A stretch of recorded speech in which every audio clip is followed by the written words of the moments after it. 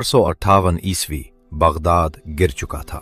एक ऐसा शहर जिसे कभी इस्लामी दुनिया का दिल कहा जाता था। अब्बासी खिलाफत खत्म हो चुकी थी और हलाको खान अपनी सबसे बड़ी फतह हासिल कर चुका था। अब ऐसा लग रहा था कि दुनिया में कोई ताकत मुगलों को रोक नहीं सकती। जहां भी उनका लश्कर पहुंचता, शहर झुक जाते, किले टूट जाते और सल्तनतें खत्म हो जाती। बगदाद के बाद उनकी अगली मंजिल थी मिस्र। अगर मिस्र भी गिर जाता तो शायद इस्लामी दुनिया की तारीख हमेशा के लिए बदल जाती। हलाको खान जानता था कि अब उसके रास्ते में सिर्फ एक बड़ी ताकत बाकी रह गई है। उसने मिस्र के ममलूक सुल्तान सैफुद्दीन कुतुस को एक पैगाम भेजा कि इताअत कबूल करो वरना अंजाम बगदाद जैसा ही होगा। ये धमकी नई नहीं थी। बगदाद, हलब और दिमिश्क सब यही पैगाम सुन चुके थे, लेकिन सुल्तान कुतुस का जवाब सबसे मुख्तलिफ था।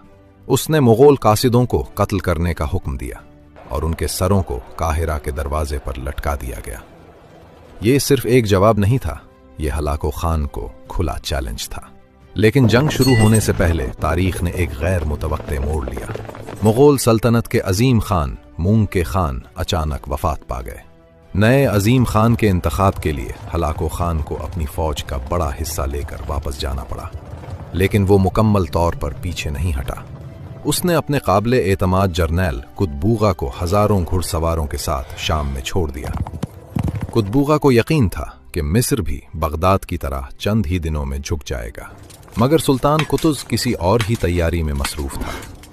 सुल्तान कुतुस जानता था कि ये शायद उसकी जिंदगी की सबसे अहम जंग होने वाली है। अगर मिस्र हार गया तो मुगलों के सामने पूरा शुमाली अफ्रीका खुला होगा। इसीलिए उसने पूरे मिस्र में फौज जमा करने का हुक्म दे दिया। इसी दौरान एक और अहम शख्सियत उसके साथ आ मिली। वो था बीबरस, एक बहादुर सिपह सालार जिसने मुगलों के खिलाफ कई जंगें देखी थीं और उनकी जंगी हिकमत अमली को अच्छी तरह समझता था। कुतुज और बीबरस जानते थे कि सिर्फ ताकत से मुगलों को नहीं हराया जा सकता, उन्हें इन्हीं की हिकमत अमली से शिकस्त देना होगी। दोनों लश्कर आखिरकार फलस्तीन के एक मैदान में आमने सामने आ गए। ये जगह ऐन जालूट कहलाती थी। कुतबूगा को अपनी फतह पर पूरा यकीन था। उसने बगदाद को गिरते देखा था और उसे यकीन था कि मिस्र भी ज्यादा देर तक खड़ा नहीं रह सकेगा। जंग शुरू हुई। बीबरस अपने मुंतखब घुड़सवारों के साथ आगे बढ़ा और मुगलों पर शदीद हमला कर दिया। चंद लम्हों के बाद वो आहिस्ता आहिस्ता पीछे हटने लगा। कुतबूगा मुस्कुराया। उसे लगा कि ममलूक फौज टूट चुकी है।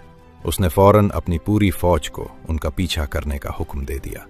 मुगल तेजी से बीबरस के पीछे बढ़ते गए, लेकिन उन्हें अंदाजा नहीं था कि वो दुश्मन का नहीं बल्कि एक मंसूबे का ताक़ुब कर रहे हैं।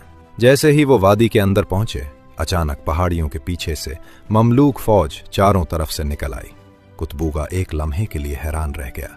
अब शिकार शिकारी बन चुका था और ऐन जालूत अपने फैसला कुन लम्हे में दाखिल हो चुका था। अचानक होने वाले उस हमले ने मुगलों की सफ़ों में अफरा तफरी फैला दी, लेकिन कुतबूगा अब भी पीछे हटने के लिए तैयार नहीं था। उसने अपने सिपाहियों को आखिरी सांस तक लड़ने का हुक्म दिया। दोनों तरफ शदीद लड़ाई जारी थी। एक लम्हे के लिए ऐसा महसूस हुआ जैसे जंग किसी भी तरफ जा सकती है। इसी दौरान ममलूक फौज का एक हिस्सा दबाव में आ गया। ये देखकर सुल्तान कुतुस खुद मैदान जंग में उतर आया। उसने अपना खुद उतार कर बुलंद आवाज में पुकारा, वाह इस्लामा! अपने सुल्तान को सामने लड़ते देख ममलूक सिपाहियों में नया जोश भर गया।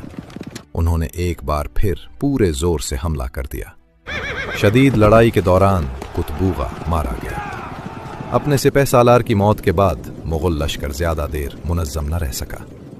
रफ्ता रफ्ता वो मैदान छोड़ने पर मजबूर हो गया।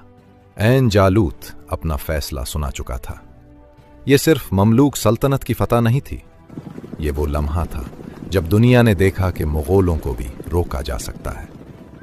अगर ऐन जालूत में नतीजा मुख्तलिफ होता तो शायद मिस्र भी बगदाद की तरह तारीख का एक और अलमनाक बाब बन जाता। मगर सुल्तान कुतुस के हौसले, बीबरस की हिकमत अमली और सही वक्त पर किए गए फैसलों ने तारीख का रुख बदल दिया। शायद ऐन जालूत की पूरी कहानी का सबसे बड़ा सबक भी यही है, ताकत हमेशा फतह की जमानत नहीं होती। कभी कभी सही वक्त पर किया गया एक फैसला پوری تاریخ بدل دیتا ہے۔